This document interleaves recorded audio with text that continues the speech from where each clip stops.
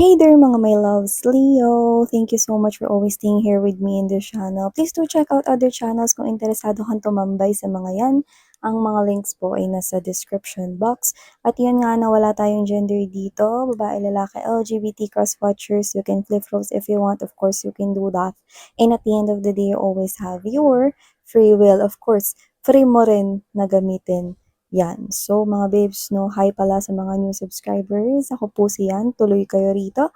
At sa mga pabalik-balik na mga viewers, I do appreciate you guys a lot. Like, I really thank you for being with me, no, since day one, sa mga nakasama ko, no, nung sobrang konti pa lang natin, and now we're having this big family already. And I really appreciate because you are kasama ko sa aking journey. So, thank you so much from the bottom of my heart. So yun nga no, important announcement muna pala this May, June, July, no, this 3 months, no, ay very mahalaga ngayong 2024 because this 3 months right here, no, is pinaka-strong na dapat mong i-pursue yung mga gusto mong ma-achieve, yung mga gusto mong gawin, Leo. So, okay, don't hesitate no to create any bold movement, especially when you're wanting to do something, whenever you're wanting to pursue something. Could be a wish, or could be something here that you wanna achieve or receive. Okay. So yeah, let's go ahead and check these messages here for ya, Leo. Spirit and Angel, guys, Archangel Michael, thank you so much. This reading is for my Leo people. Can you please show me any messages Leo needs to know? Leo.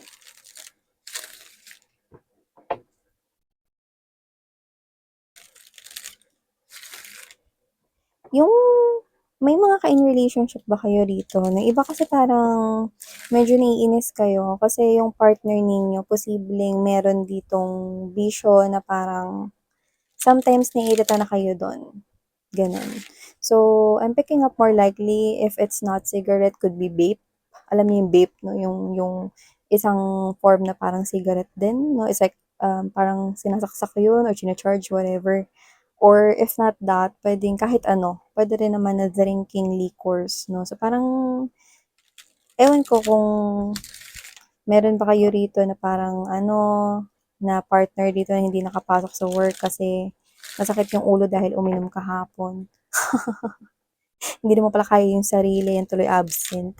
Yung iba naman, no, posibleng napapadalas, no, yung cigarette smoking or what, no. Parang kayo ito na naiinis kasi naapektuhan either kayo or yung daily routine ng person ninyo. Yan. So, parang you want that na magkaroon ng control. So, kung hindi nyo naman situation yon mga bibs, no, then okay lang yan. Binanggit lang naman natin kasi, nakita natin. So, ilatag naman na natin Scorpio. We have here the Justice, Ten of Cups energy, Hermit, King of Swords, Judgment right here in this. Raso. Okay.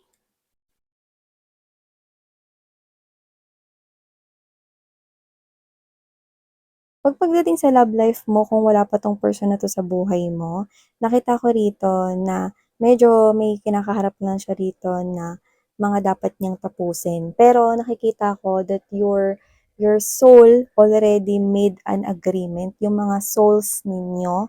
So, kahit na ito ay bago ha, new energy. Kung hindi pa 'to pumapasok sa buhay ninyo, itong new potential lover na ito, nakita ko na may kontrata na rito na kayong dalawa talaga yung nakatakda for each other. Pero for some reason, kung nasan man siyang lupalop ng earth ngayon, no, nakita ko rito na meron lang siyang kinakaharap. Pero, posibleng double endings ito. Pero pagtapos nito, nakita ko na magkikita at magkakakilala rin kayo. Okay? So, meron pala rito, may ex siguro kayo rito na posibleng may third party noon, pero puwede rin namang wala. Pero posibleng nagsimula siya rito ng relationship with other people or with someone else. Nakikita ko ngayon that with this Justice card energy, Ten of Cups, Judgment, Two of Swords, and Hermit, mukhang pinagsisisihan niya yun. Lalo na kung third party ito ninyong dalawa dati na nakasira sa relationship ninyo. Tas pinakisamahan niya yun, bumuo sila ng pamilya, pinagsisihan niya na yun ngayon. Ayan o. Parang gusto niyang bumalik dun sa time na bago siya magdesisyon.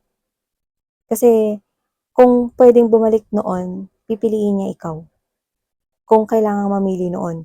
Ngayon, kung ito naman yung ex mo na naghiwalay kayo, no, tapos ngayon ay meron na siyang sariling pamilya, nakita ko rito na hindi siya gano'n kasaya. May kulang. Kasi ikaw talaga yung gusto niyang makasama. Yan. May gano'n ditong nagsisenti, no? So, baka meron din tong katabing emperador, red horse, or sun mig dyan, diba? So, whatever the case may be, ayan, posibleng utang muna yan sa may tindahan sa kanto. Minsan kasi parang biglaan na lang pumapasok ka sa isip niya, so biglaan na lang din siyang umiinom. Pero alam mo, sa mga susunod na araw, nakikita kong mas iisipin ka pa niya. Pero, paano ba to? More likely nakita ko committed tsaka meron na ritong nakaano sa kanila nakabenda na bandage. So, hindi to basta-basta mapipigtas. So, ibig sabihin, posibleng kasal na yan sa third party kung meron man third party noon. Or posibleng kasal na sila nitong person na to kung sino man kakonect niya ngayon. May nag-aano dito, lungkot-lungkutan. Pero kasi hindi naman siya yung nakatakda para sa'yo Kasi may ibang tao talaga dito, may kapirmahan ka ng kontrata Iba nga sa inyo, baka kilala niyo na ito ngayon Ayan 'no. So kung kilala niyo na 'to ngayon, yung iba posibleng recently or sabihin natin for the last 6 months, kakakilala mo lang sa kanya. Or sabihin natin na bago magsimula yung 2024 kakakilala mo lang dito. May gano'n tayong nakuha na gano'n. Pero nakikita ko na nagtutuloy-tuloy ang inyong magandang, pag-ge-get to know with each other, 'no. May iba naman di pa 'to paparating pero may kasunduan na kayo. So, itong person na 'to 'no, hindi ito conscious na kasunduan, subconscious ito mga babes 'no. Like yung kaluluwa niya at kaluluwa mo nagkaroon na rito ng agreement na pag-uusap na nilagdaan by blood 'no or by, words 'no. Alam naman natin na makapangyarihan ng words tapos yung mga souls niyo pa yung nagbanggit nito. So, definitely there's someone out there na waiting for a reunion or to reunite with that soul na ka-agreement niya who is soul mo yun. Okay? I hope you're getting my point here, sweetheart. No, you've got someone here. You are already connecting with this person here spiritually. So this person here is soon to enter your world, enter your life, Leo. And this will bring a lot of happiness and satisfaction when it comes to your romantic and love life relationship and situations. And other than that, I'm picking up that there will be an important decision that someone here is about to do. I think it's not you, pero pwedeng malapit siya sa'yo at meron siya dito malaking desisyon na gagawin na posibleng maapektuhan na rin yung connection ninyo.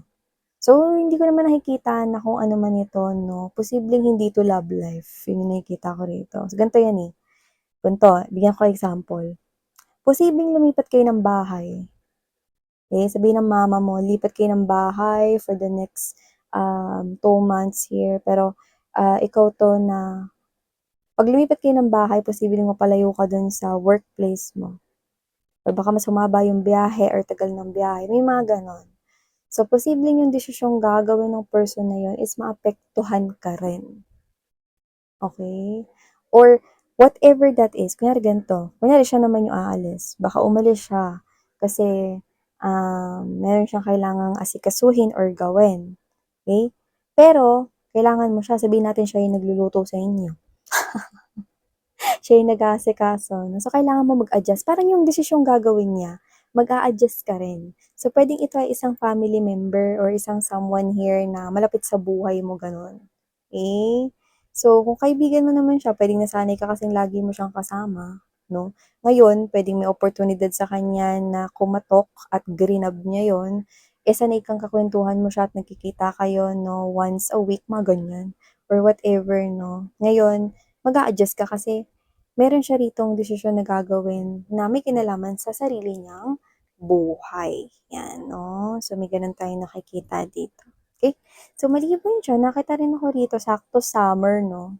Nakikita ko kayo rito ng family mo na baka magkaroon kayo rito ng outing, swimming. Doesn't have to be na mag-stay kayo doon for ilang days. Pero yung iba pwedeng uwi rin kayo. Iba naman pwedeng overnight. So, nakikita ko rito na family or bonding time or reunion with, minsan kasi malapit lang yung mga kamag-anak mo. So, nakikita ko rito sama-sama kayo, no? Swimming, ganyan, or, having lunch out together as the whole family, relatives, ganyan. So, nakikita ko yun dito. Pero more likely, posibleng mag-ano kayo, no? Mag-swimming. Yun yung nakikita ko rito, no? Like, there's a big body of water kung saan kayo pupunta, no? So, yun ang nakikita ko from here. Like, maraming puno, na fresh yung air, no? Hindi kagaya sa, sa Maynila or sa syudad, no? Ang pollution. So, gusto ninyo yung pupunta muna kayo, makaka-relax kayo, unwind, no? Yung nakikita ko rito. So, taking a break and a pause, no? Para sa mga stress na meron kayo rito sa work or sa syudad, no? So, parang yun yung gagawin mo together with your family. So, aside from that, I'm picking up, no, na meron dito na parang maaalala ka na posibleng ginawa mo nung bata-bata ka pa or noon. Okay, doesn't have to be na bata-bata ka pa, basta ginawa mo noon, no? Na yun yung bagay na tingin ko, magbibigay sa'yo rito ng ideya. Kasi mukhang meron ditong bagay na papasok sa isip mo na ginawa mo noon na I think magagamit mo or malaki yung magiging impluwensya nun sa gagawin mo ngayon or sa mga susunod na gagawin mo ngayon. Ano yung sabihin, bigyan ko yung example. Kunwari noon, no? For some reason, nung bata ka, tingin mo perfect yung partner, yung donut at yung bulalo. Siyempre, example lang naman to, no? Hindi talaga to yun. Parang, ala, ang sarap pala isawsaw ng donut sa bulalo. Na-figure out mo na parang, ay, try ko nga ulit yun. Parang, try ko nga kung masarap pa rin yun ngayon. Yan, no? Tapos, you find out na, uy, effective pa rin sa akin, masarap to, no? And then, you're gonna try it, no? You're gonna start small. So, baka maging racket mo yun or whatever. It doesn't have to be, what? Donut and bulalo, what? Perfect partner.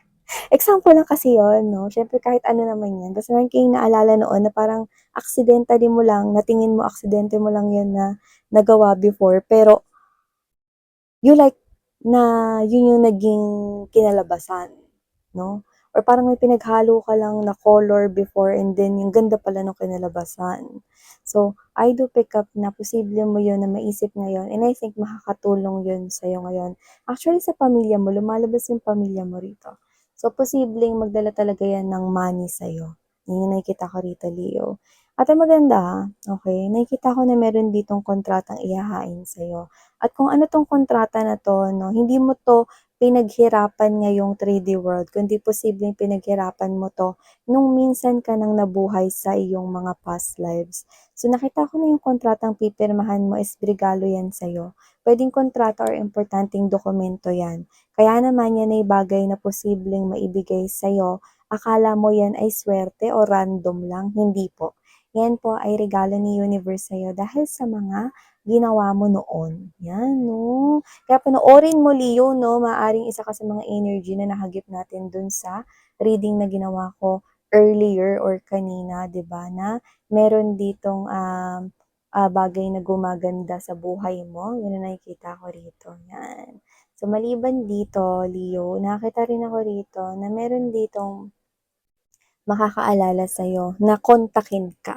Ito ha, hindi ito love life, pero posibleng old friend ito, no? Or dati mong kakilala or minsan mong nakilala. Parang kakamustahin ka niya, no? Ito ay pwedeng literal na magpadala siya sa'yo ng mensahe kasi bigla kang lumabas sa friend suggestion niya sa Facebook or any social media account. Yung iba naman pwedeng makasalubong mo while you're doing the groceries or while you are out, no, for running errands, no? Or parang intusan ka lang ganyan or baka meron kang gustong bilhin sa market, no? And then you're gonna bump into this person and you're gonna have this chit chat, no? And you're gonna talk na parang, "Uy, kamusta ka na? Ay, grabe naalala mo ba 'yun nung pag-usapan ninyo 'yan dati 'no?" And then exchange na kayo ng inyong mga phone numbers. So, nakikita ko mauulit pa ulit kayong magkikita 'no. So, it's like an old friend 'no, na muli rito na makakausap mo. And akala mo 'yun lang 'yun? Isa na 'yun sa napakamakapangyarihang sign. Alam ba kung ba't ka kinontak niyan? Kasi meron ka ritong wish na matutupad.